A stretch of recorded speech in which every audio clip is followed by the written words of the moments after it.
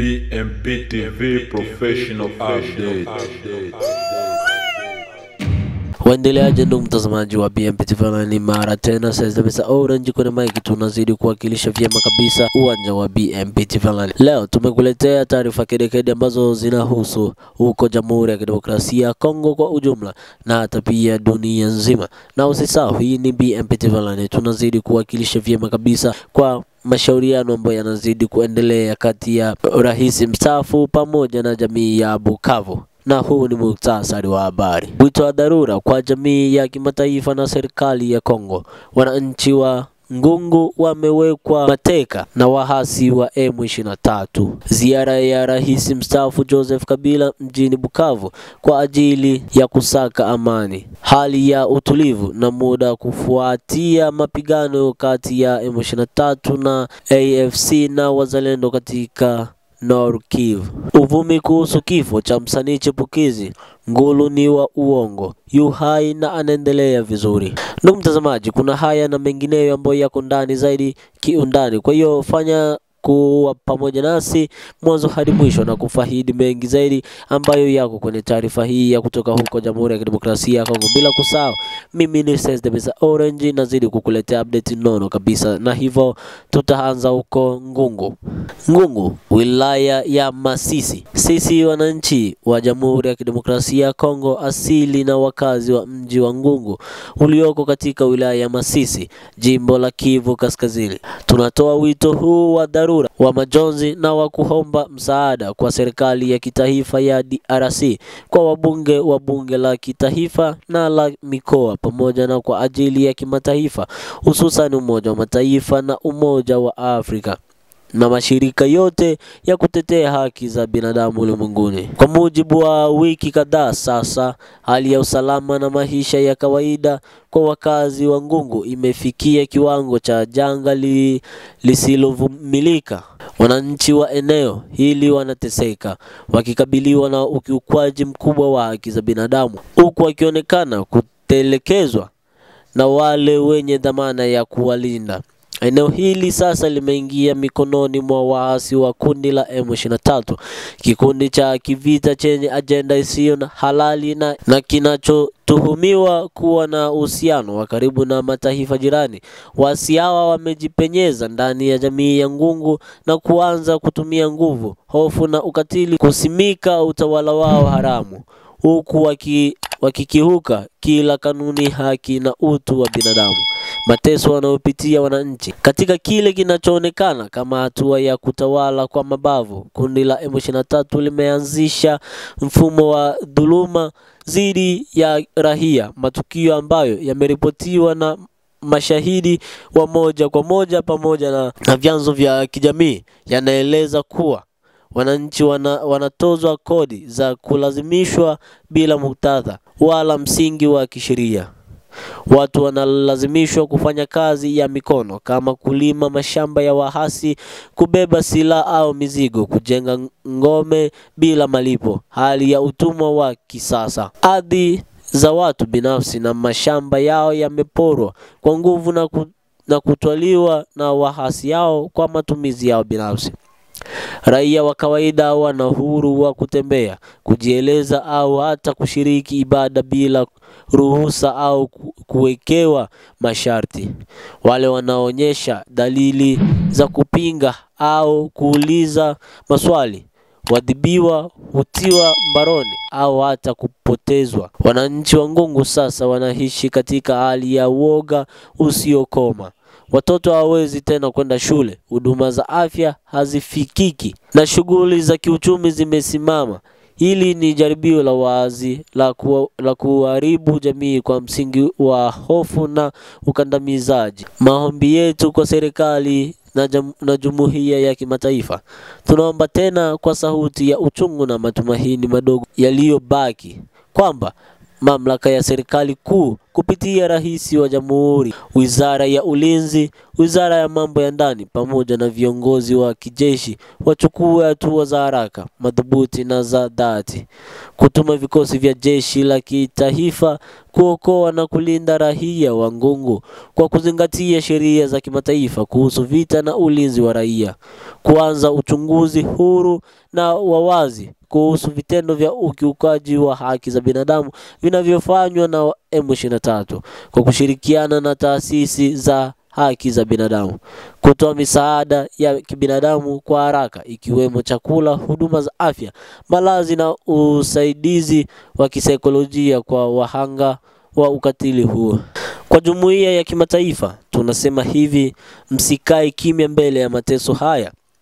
Kilio chetu kisipuuzwe kama vilivyopuuziwa vilio vya maeneo mengine yaliyopitia mauaji na migogoro mikubwa ya kibinadamu. Tunawaomba Umoja wa Mataifa, Umoja wa Afrika pamoja na SADC, mashirika ya misaada ya kibinadamu na mashirika ya kimataifa ya kutetea haki za binadamu kutuma waangalizi wa kimataifa kwenye eneo la Masisi na hasa Ngungu ili kushuhudia hali halisi na kutoa ripoti huru kwa umma wa dunia, kushinikiza kwa njia zote za kidiplomasia ili nchi zinazoshukiwa kusaidia M23 ziwekewe vikwazo na ziwajibishwe kimataifa kwa kuchangia mateso ya raia wa DRC, kuwezesha mazungumzo ya amani ya kweli, sio kwa faida ya makundi ya waasi bali kwa ustawi wa wananchi wanaoteseka bila hatia.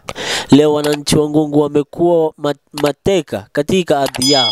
Wengine wameteswa kwa kuwa raia wa Kongo, wanavumilia kwa sababu sauti zao hazijasikika vya kutosha. Tunawasihi kwa moyo wa kibinadamu, kwa heshima ya utu na kwa ajili ya mustakabali wa DRC, isikilizeni sauti yetu, simameni nasi, tuchukulieni hatua kabla haijachelewa. Ngungu ni sehemu ya Kongo, wananchi wake si wahasi bali wahanga. Tunahitaji haki, amani na uhuru kama wananchi wengine.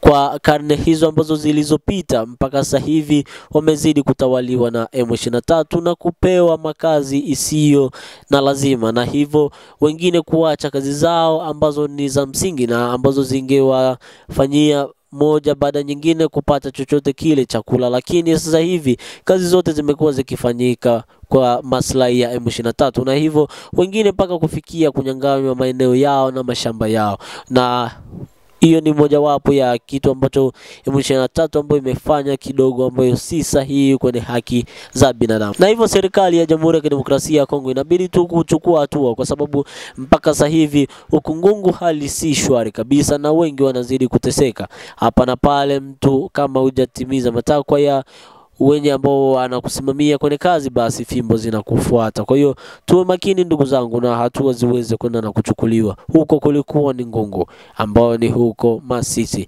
basi tuachane na huko, moja kwa moja tujielekeze Bukavu. Ziara ya Rais mstaafu Joseph Kabila mjini Bukavu kwa ajili ya kusaka amani. Katika juhudi za kuendeleza juhudi za kurejesha amani na utulivu katika eneo la mashariki mwa Jamhuri ya Kidemokrasia ya Kongo, Rais wa zamani wa taifa hilo Mheshimiwa Joseph Kabila Kabange ameanza rasmi ziara yake ya kikazi mjini Bukavu mkoani Sud Kivu leo Jumatano tarehe tarehe 25 Juni 2025.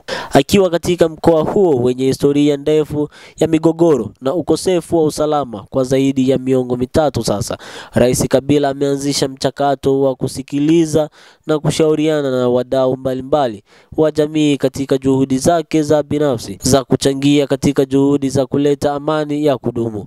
Kwa mujibu wa kauli yake mwenyewe, lengo la ziara ni kutafuta kwa dhati suluhu ya amani ya kweli kwa wananchi wa Mashariki wanaoendelea kuathirika na hali ya vita, migogoro ya silaha na ukosefu wa matumaini. Katika siku ya kwanza ya ziara yake, Rais Kabila alikutana na viongozi wa jadi wakiwemo machifu na wazee wa kimila waliowasili kutoka katika sheferi na makundi mbalimbali ya kijamii ndani ya mkoa wa Sud Kivu.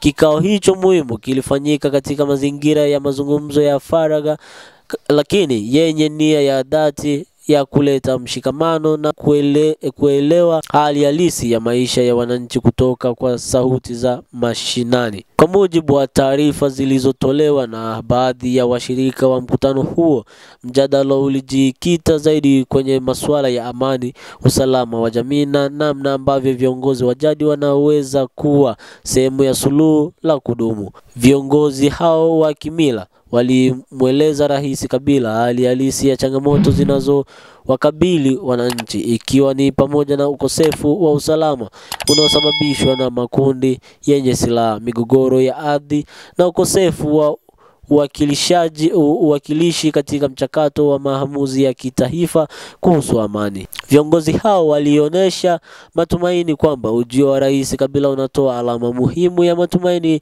kwa njia za Sud Kivu na kwamba ushirikiano baina ya viongozi wa jadi, jamii na wanasiasa wa kitaifa unaweza kuwa kichocheo muhimu cha kujenga mazingira bora ya maridhiano, kurudisha heshima ya jamii ya asili na kuhimiza mazungumzo ya kweli kuhusu mustakabali wa amani ya Mashariki ya DRC. Taarifa kutoka kwa wasaidizi wa Rais Kabila zinaashiria kuwa ziara hii ni sehemu ya awamu ya kwanza ya mfululizo wa mikutano na mashauriano ambayo yanaendelea katika maeneo mbalimbali ya Kivu Kusini na baadaye kuenea katika maeneo mengine ya Kivu Kaskazini na Ituri.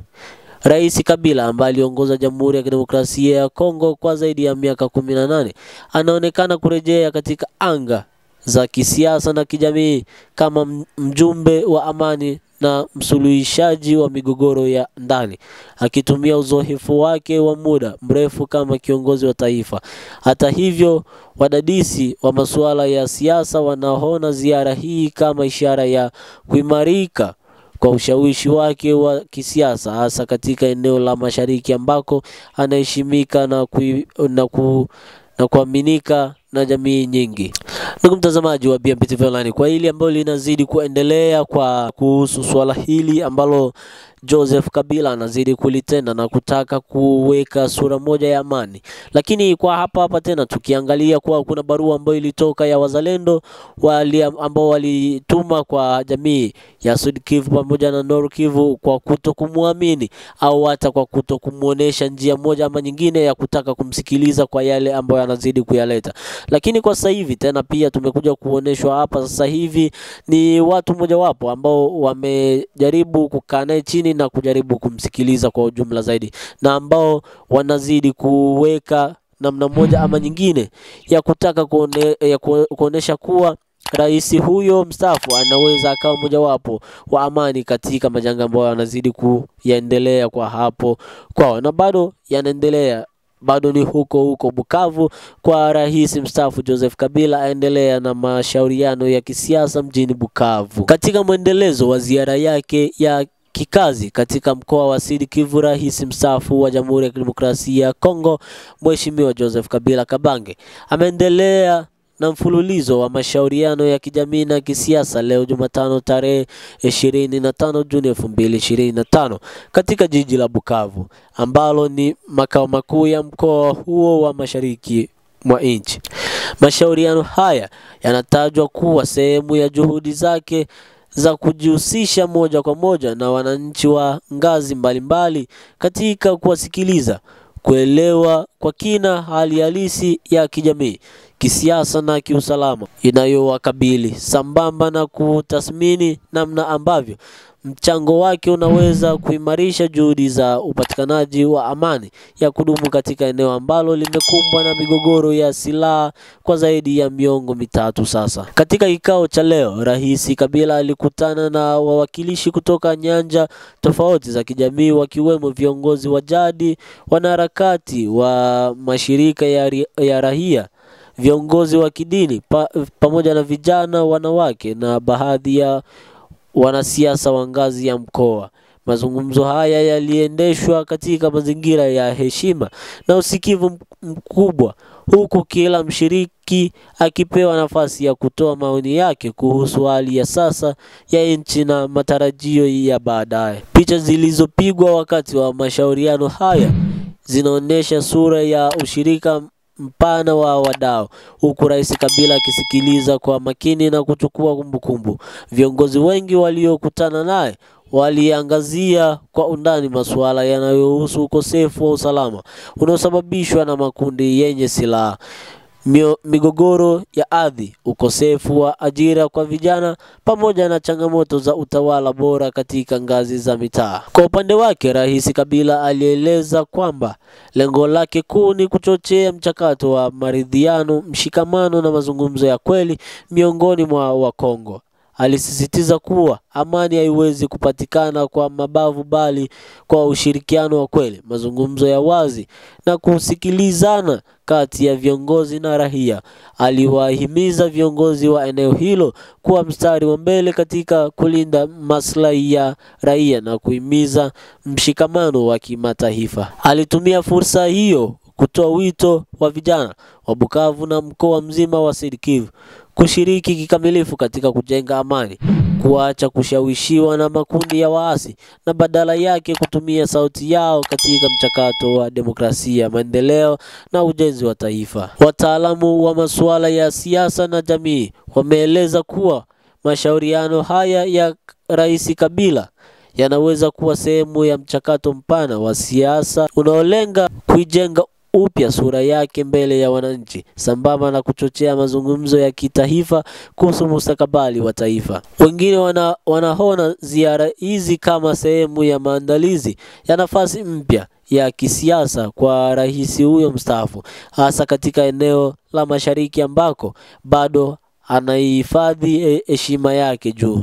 Wananchi wengi wa Bukavu waliopata taarifa ya mashauriano hayo wameeleza kuwa hatua hiyo ni ya kupongezwa, huku wakisisitiza kwamba viongozi wa kitaifa waliopo madarakani na waliostaafu wanapaswa kuonesha uhusiano wa karibu na wananchi na kushiriki kikamilifu katika juhudi za kutatua matatizo yanayowakabili. Mashauriano haya yanaendelea huku macho ya taifa yakielekezwa Sud Kivu kwa matumaini kwamba mazungumzo haya yataibua njia mpya za kudumisha utulivu na ustawi wa jamii za eneo hilo na hatimaye kuiunganisha nchi kuelekea mustakabali wa haki, amani na maendeleo. Ila ndugu wa BMP TV Online, tukija kukumbuka kidogo, kuna siku fulani ambapo tuliwahi kuzungumzia kitu kimoja, kuwa wazalendo waliwahi kupokea rushwa ambazo zilikuwa ni fedha mojawapo kutoka kwa Joseph Kabila, na alikuwa akidai kuwa waweze kumwachia njia ili aweze kuingia mpaka Uvira, lakini kwa kupitia wazalendo aliweza kwenda na kufeli, na hivyo hatujui mpaka ni siasa gani ambazo zinazompelekea aweze kufikia huko, na hatujui lengo lake ilikuwa ni lipi mpaka atumie fedha ili kufikia kutaka kuingia sehemu hiyo ya Uvira, na hivyo mpaka ifikie hatua kama na hii ambayo ameamua kutumia njia hii na kutaka kufikia moja kwa moja kwa wananchi wa Bukavu. Lakini kwa maneno yale ambao wazalendo waliagiza barua kwa kupitia wananchi na kusisitiza kuwa wasifanye hata kujiruhusu kumsikiliza, lakini nafikiri kuwa ni kitu ambacho kimepingika kwa agizo la wazalendo, lakini kwa sasa hivi tayari vikao vimeanza kufanyika na tayari ameshaanza kusikia maoni ya kutoka kwa wananchi pamoja na ya kwake akiyafikisha direct. Kwa hiyo tayari kumesha kuwa na uhusiano fulani. Kwa hiyo kama ni siasa ambayo amekuja nayo kivingine, basi iko mbioni kutimia kwenye nchi hiyo tena ya Jamhuri ya Kidemokrasia ya Kongo. Ila tuko hapa tu ni kuomba kwa Mungu, basi kama amekuja ni kwa nia ya kutaka kuweka amani ya kweli, basi iwe hivyo. Na hivyo ilikuwa ni huko Bukavu ambako mambo yalikuwa bado yanazidi kuendelea. Basi twende huko Nord Kivu. Hali ya utulivu wa muda kufuatia mapigano kati ya M23 AFC pamoja na wazalendo kati ya Nord Kivu. Katika muktadha wa mvutano unaoendelea na hali ya sintofahamu ya kiusalama katika eneo la mashariki mwa Jamhuri ya Kidemokrasia ya Kongo, taarifa kutoka mkoa wa Nord Kivu zinaeleza kuwa hali ya utulivu wa tahadhari imeanza kushuhudiwa katika baadhi ya maeneo kufuatia mapigano makali yaliyodumu kwa siku mbili mfululizo kati ya wanamgambo wa muungano wa kijeshi wa AFC pamoja na M23 na wapiganaji wa kujitolea wanaojitambulisha kwa jina la wazalendo. Kwa mujibu wa duru kutoka eneo hilo, hali hiyo ya utulivu wa muda ilianza kujitokeza rasmi siku ya Jumatano tarehe 25 Juni 2025 katika vijiji na maeneo mbalimbali ya groupment ya Bambo, Bukombo na Tongo ambavyo kwa muda mrefu vimekuwa vinakabiliwa na vita vya silaha, mashambulizi ya kustukiza na hali ya hofu kwa raia wa kawaida. Taarifa zinasema kuwa mapigano hayo yaliyotokea mwanzoni mwa wiki hii yalileta taharuki kubwa kwa wananchi, ambapo maelfu walilazimika kuhama makazi yao huku wengine wakitafuta hifadhi katika maeneo ya misitu au kwa familia jirani. Wengine walihifadhiwa kwenye taasisi za kidini na baadhi ya vituo vya huduma ya dharura vilivyojengwa kwa msaada wa wahisani wa kimataifa. Wakati hali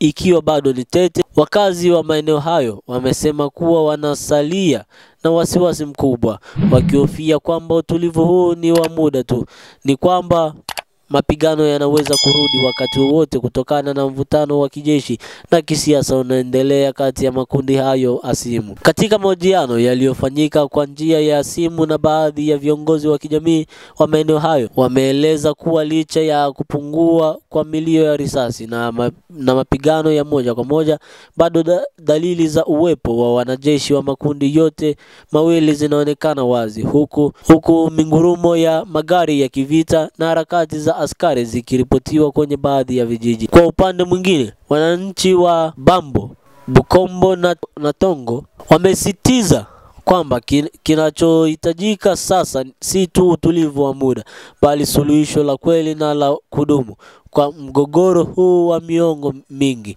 Wameitaka serikali kuu pamoja na jumuiya ya kikanda kama SADC kuongeza juhudi za kisiasa na za kidiplomasia kuhakikisha pande zinazozana zinaketi mezani na kuanza mchakato wa mazungumzo ya amani. Aidha, mashirika ya kiraia katika eneo hilo yameomba uwepo wa ulinzi wa kimataifa wa muda na kurudi kwa taasisi za kudumu muhimu kama vile hospitali, shule na masoko ambazo nyingi zilivunjwa kutokana na tishio la usalama.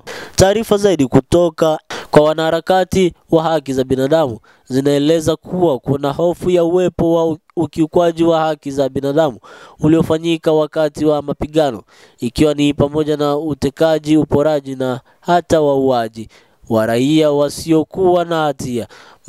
Mashirika hayo yanataka uchunguzi huru ufanyike ili wahusika wajibishwe kulingana na sheria za kitaifa na kimataifa. Kwa sasa hali inaendelea kufuatiliwa kwa karibu na vyombo vya ulinzi na usalama vya kitaifa pamoja na waangalizi wa kimataifa. Wananchi wanaendelea kutoa wito kwa msaada wa binadamu na msaada wa kisaikolojia, hasa wanawake, watoto, wazee waliotabika zaidi wakati wa ghasia hizo. Je, utulivu huu ni mwanzo wa mwisho wa vita vya muda mrefu katika Nord Kivu? au ni kimya cha dhuruba mpya inayokuja? Hili linasalia kuwa swali kuu kwa wananchi wa eneo hilo waliokata tamaa, lakini bado wakiwa na matumaini ya amani ya kweli. Huko ilikuwa ni huko North Kivu ambako bado wengi wanakuwa na njia ya kukata tamaa, ila pia bado mahono ya matumaini fulani yakija kwa umbali zaidi. Basi tujielekeze huko Sud Kivu. Katika hali ya sintofahamu iliyosambaa kupitia mitandao ya kijamii, kumekuwa na uvumi wa taarifa potovu zinazodai kuwa kijana maarufu kwa sauti yake ya kipekee na kipaji chake cha muziki anayejulikana kwa jina la Nkulo ameuawa wakati wa mapigano makali yaliyotokea kati ya wapiganaji wa kundi la waasi la Alliance Fleuve Congo pamoja na M23 na wapiganaji wa kiraia wanaojitambulisha kama wazalendo katika eneo la Kabare, mkoa wa Sud Kivu. Tungependa kutumia jukwaa hili rasmi kuwajulisha wananchi wote wa Jamhuri ya Kidemokrasia ya Kongo na jamii ya kimataifa kwamba taarifa hizo ni za uongo tupu, hazina msingi wowote na ukweli. Ni habari za kutungwa zenye nia ya kupotosha umma na kuzua taharuki isiyo ya lazima. Abantu boshi batu yote leo ni le 25 mwezi wa 6 2025. Aujourd'hui c'est le 25 mwezi wa 6 2025. De Lankolo iko viva. Vraiment de Lankolo iko hai, akukufa.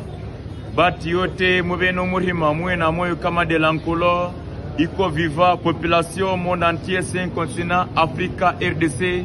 De Lankolo dina derana dina ya manga kulanja na ya mame. Je suis vivant, bwana wa majeshi sifanya shimaskuru ya tulitaje bure.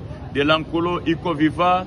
Hii date ni leo le 25 mwezi wa 6 2025. Je suis vivant, population yote Mungu habobo kuzenirenge jusqu'au bout. Mesdames et messieurs, de Lankolo batterie faible na bwine na balamawa. Merci pour tout. Kwa mujibu wa udhibitisho uliotolewa na familia ya kijana husika, watu wake wa karibu na mashirika ya kiraia katika eneo hilo, Nkulo yu hai kwenye afya njema na anaendelea na shughuli zake kama kawaida. Hakuhusika wala hakujeruhiwa katika makabiliano hayo yaliyotokea siku ya jana. Madhara ya taarifa za uongo. Tunasikitishwa sana na kasi ambayo taarifa zisizodhibitishwa zinazidi kusambazwa kupitia majukwaa ya kijamii bali bila kujali hatari za kiakili, kijamii na hata kiusalama kwa wahusika, kwa familia ya Nkulo, marafiki, mashabiki wake na wapenda amani kwa ujumla. Habari hiyo ilizua huzuni, hofu na simanzi kubwa, yote ikiwa ni kwa msingi wa uvumi usio na ukweli. Ni muhimu ieleweke kwamba kusambaza habari za uongo, hasa kuhusu maisha au kifo cha mtu, ni kosa la kisheria chini ya sheria za Jamhuri ya Kidemokrasia ya Kongo, na pia ni tendo lisilo la kiungwana linalokiuka maadili ya msingi ya mtu na uandishi wa habari. Wito kwa wananchi na watumiaji wa mitandao ya kijamii. Tunawaomba wananchi wote, hususan vijana na watumiaji wa mitandao ya kijamii, kuwa makini na vyanzo vya habari vinavyotegemea ni vyenye kusubiri taarifa rasmi kutoka kwa mamlaka husika au vyombo vinavyoaminika kabla ya kuamini au kusambaza taarifa yote, hasa zinazohusu maisha ya watu. Kupambana na taarifa potovu ni jukumu la kila mmoja wetu katika kipindi hiki kigumu ambacho taifa letu linapitia changamoto za kiusalama, hususan mashariki mwa nchi. Tunahitaji mshikamano, ukweli na busara zaidi kuliko wakati mwingine wowote. Wito kwa vyombo vya habari na serikali. Tunaziomba taasisi za habari kuhakikisha kuwa zinadhibitisha taarifa kabla ya kuzitangaza. Tunaiomba serikali kupitia Wizara ya Habari na Mawasiliano kushirikiana na mamlaka ya usalama mtandaoni kuanzisha uchunguzi dhidi ya waliotengeneza na kusambaza uvumi huo wa uongo kwa nia ya uchochezi.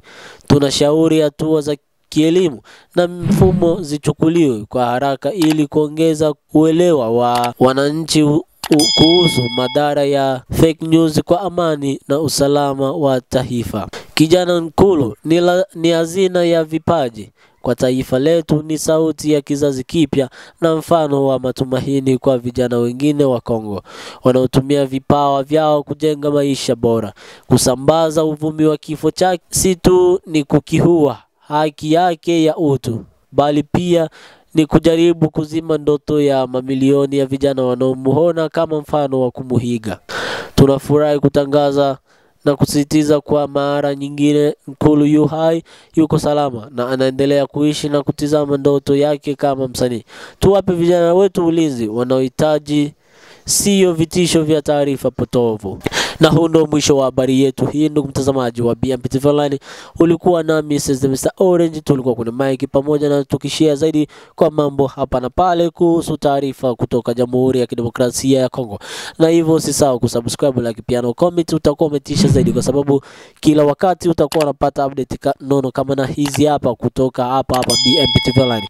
Kwa mawasiliano zaidi piga namba hizo hapa ambazo ziko kwenye screen yako, pia TikTok, Facebook, hata Instagram tuko na page zetu kule. Jaribu kufollow page zetu na utakuwa umetisha zaidi. Na hivyo